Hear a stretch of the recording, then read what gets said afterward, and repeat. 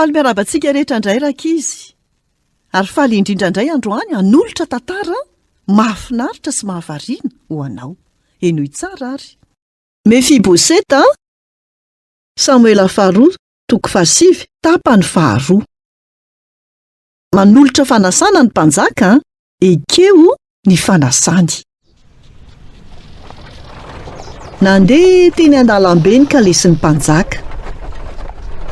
Nositonina ny ridao ary nivony varavarankely.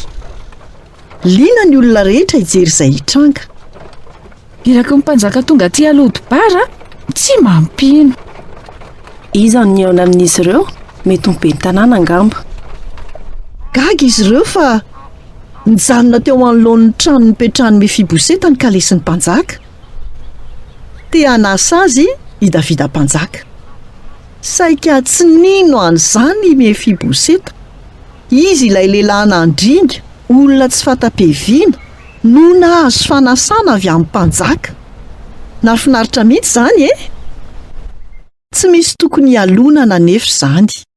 Izao sy anao ihany koa dia nandray fanasana tamin'ny mpanjaka lehibe kokoa. Ilay mpanjaka marina, izay maharitra mandrakizay, no manasa anao eo akaikiny. Jesosy mpanjaka ny mpanjaka izany. Manaova toa ny Mefiboseta, ekeo ilay fanasany. Na dia tsy mahatsiaro tena ho sarobidy aza ianao, na mihevitena ho tsy misy vidiny. Nentina tany amin'ny mpanjaka ilay zazalahy malemy tongotra. Ry Mefiboseta, aza matahotra, fa ny asoanao ihany no tiako atao. Tsy mendrika izany anefa. Ary ampodiako anao ny tany rehetra izay an'ny Saoly dadabe anao, ka hihinana eo amin'ny latabatro mandrakariva ianao, ary ny mpanompoko ny asan'ny tany, ka ho anao ny vokatra rehetra. Nanasa ny Mefiboseta i Davida mpanjaka, ary nanome azy fanomezana. Jesosy ilay mpanjaka mandrakizay dia manasa anao ary te hanome anao fanomezana. Sarobidy ny fanomezany. Famelan-keloka, fifaliana, fiadanana, fiainana mandrakizay. Tsy aro voatanisako izy rehetra. Makanesany amin'i Jesosy ary dia ho tahiana ianao. Tsy nanenina mihitsy Mefiboseta rehefa nanaiky ny fanasan'ny mpanjaka sy ny fanomezany ary ny hatsaram-panahiny. Ary mbola ho avy ny tsara indrindra. Ry Mefiboseta, tiako raha hitoetra miaraka amiko mandrakizay ianao. Toy ny tamin'i Jesosy ilay mpanjaka tsy hita maso. Tsy ilainy ho isany vahiny amin'ny alahady fotsiny ianao, fa mba hanantona azy isan'andro ihany koa. Mba tianao ihany koa ve izany? Niaraka amin'ny mandrakariva ao am-ponao sy ao an-tsainao.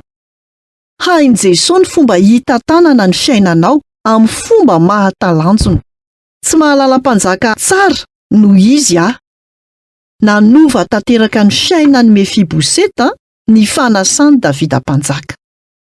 Afaka manova tanteraka ny fiainanao ihany koa ny fanasany Jesosy Tompo. Manasa anao Jesosy ary te hampiseho aminao ny hatsarany. Tia niaraka amin'ny foana ianao. Ekeo ny fanasany. Azonao omena azy amin'ny alalan'ny vavaka ny valiteninao. Miaino anao Jesosy mpanjaka. Izay indray no anjara hafatra ho antsika tamin'ity anio ity. Tahiny tompo daholo. Nanolotra ny tantara Zokomy.